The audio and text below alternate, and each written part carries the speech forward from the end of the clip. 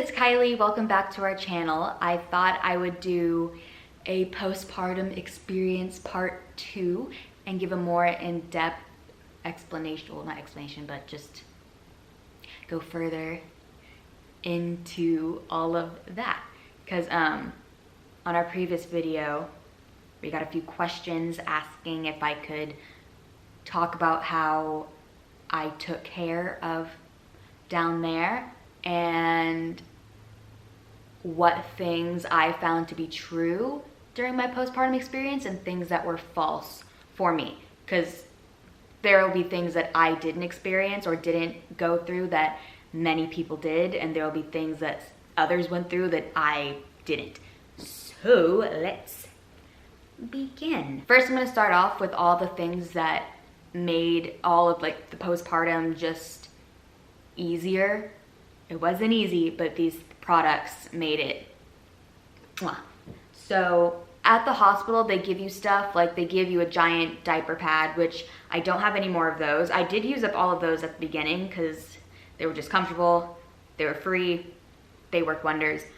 But I preferred the Freedom Mom pads and the underwear that they have.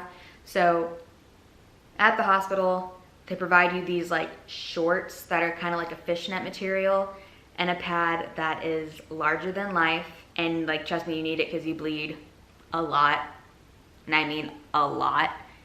But the Freedom Mom underwear, they're like boy boxer briefs. I'm gonna open these and show you. Oh my god. Whew, okay. Yeah, so they're like shortcut, you know, little shorts. They're stretchy.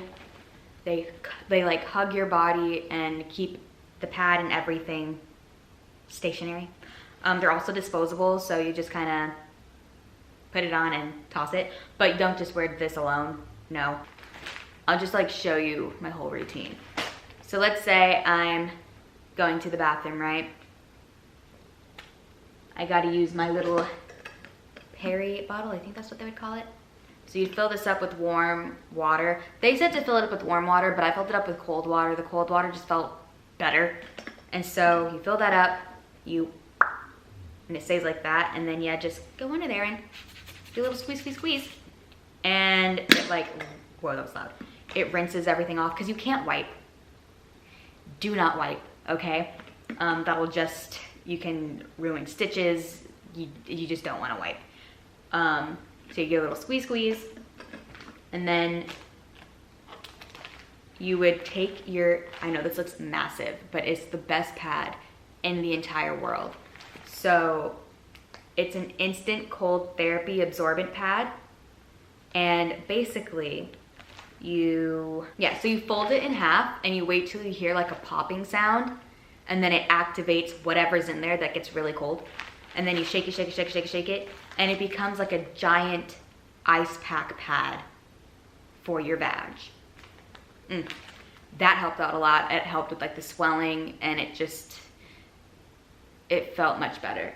And then so the underwear, then you put the pad, and then I also had the healing foam. It's just like witch hazel, and I would spray that on the pad, a bunch of that, and then I'd put it on and I'd feel somewhat new. I also had the witch hazel wipes, like liner wipes, that I would lay in there too.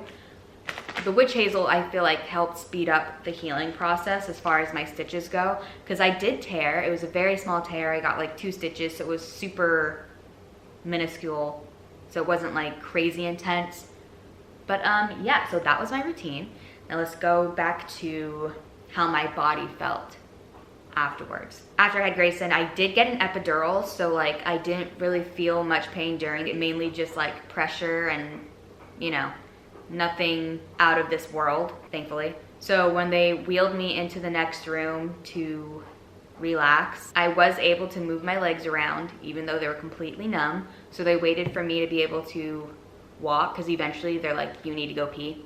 And I was a little scared to pee, but I knew I needed to, so so I just got it over with.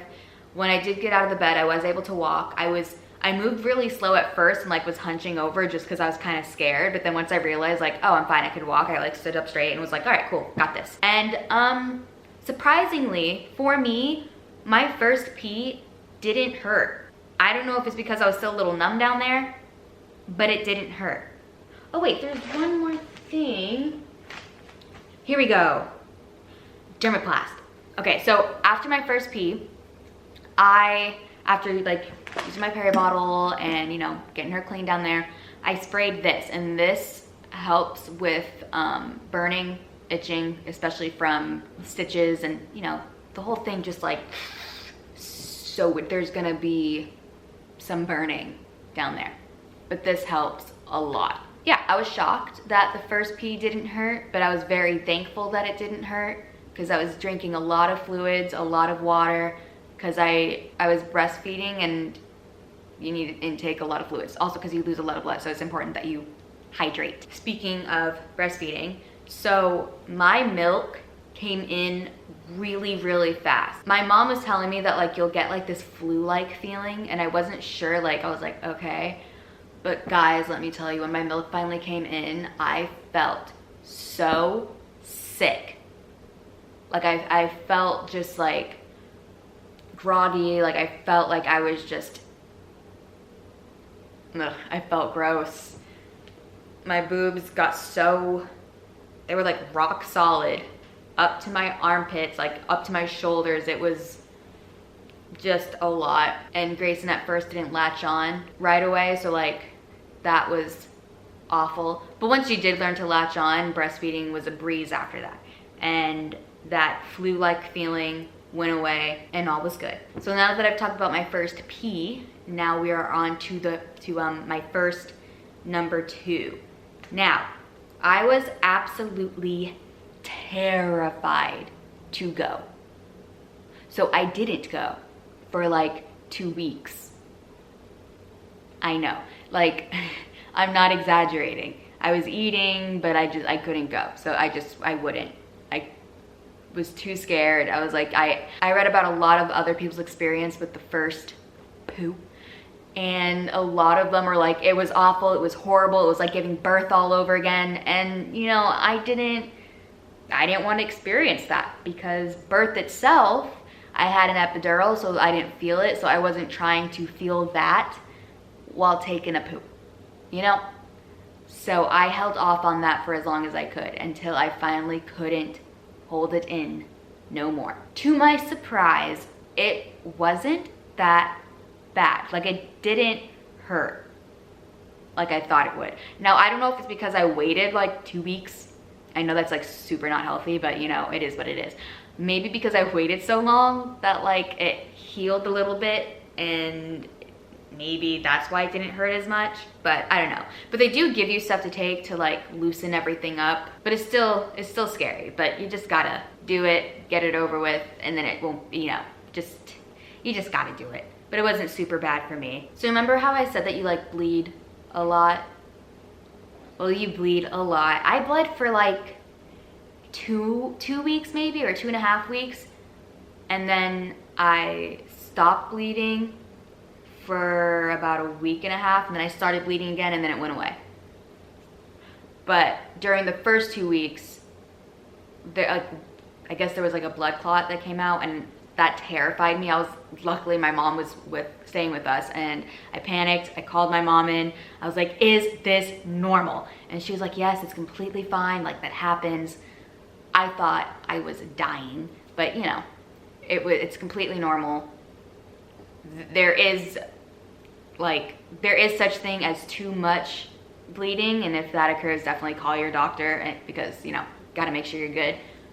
But there were definitely a lot of things that I read up on and braced myself for, but